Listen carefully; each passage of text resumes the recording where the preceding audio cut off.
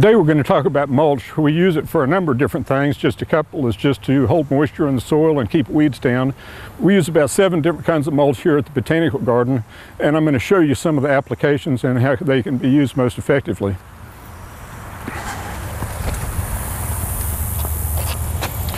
Well, of the 7 or so kinds of mulch we use, I've got 4 of them in the wheelbarrow.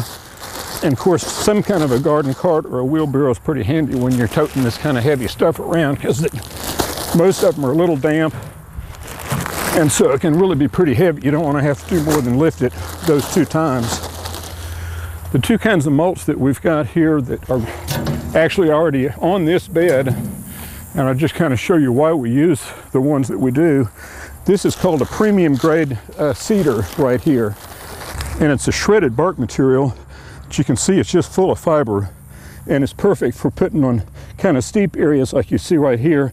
It keeps the soil from washing away. So in a lot of places on steep areas on beds, we are using mulch like that because all of this fiber kind of knits together, and it really protects the soil from washing away and stays put. It won't wash down the hill or blow away with the wind. The second kind of mulch that we have in this bed is pine bark. And probably this is the mulch that most people are familiar with. It's been available in the marketplace for the longest period of time. We use it up in flat areas. It just has a great aesthetic appeal. You can see it has a really great appearance, real good color, and it keeps its color real nicely all through the season. It also is light, where there's a lot of good air penetration, so you don't have a lot of moisture just sitting right around the base of your plants. Real pretty, but because it is light, it blows away, it washes away, and usually you find that you're going to have to replenish your pine bark mulch once or twice during the season.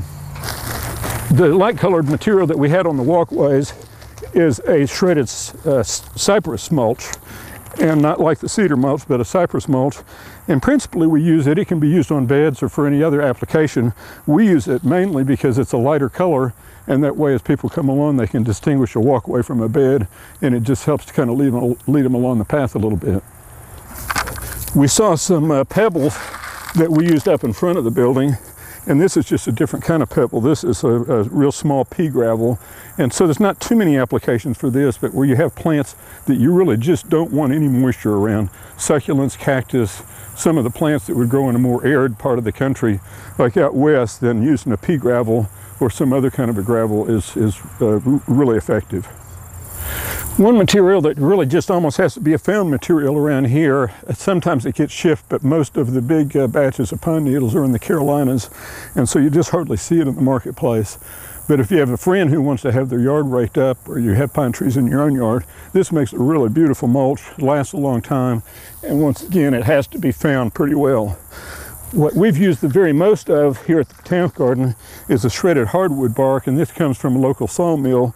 You can buy it in bulk, either anything from a pickup truck to a semi, and it's fairly inexpensive, lasts a long time, and we've used probably on the order of about 400 cubic yards of this material out here since we've been building the garden. This is also available in bags now. It used to be you had to buy it in bulk, but now it can be purchased in bags. What we use in our urban vegetable garden, great mulch for vegetable gardeners, is just a straw. You know, it's available almost all times of the year. It breaks down well, does all the things that we want mulch to do in terms of keeping moisture in the soil, keeping the weeds down, giving it kind of a tidy appearance to the garden. As you can see, there's a lot of different kind of materials that we can use to put mulch in the garden. And as I always say, along with water, if you can't mulch it, don't plant it. If you really want to make your life easier as a gardener, be sure and get some mulch down on the ground and keep those weeds down. I'm Starr with Botanical Garden of the Ozarks with another Tools and Techniques.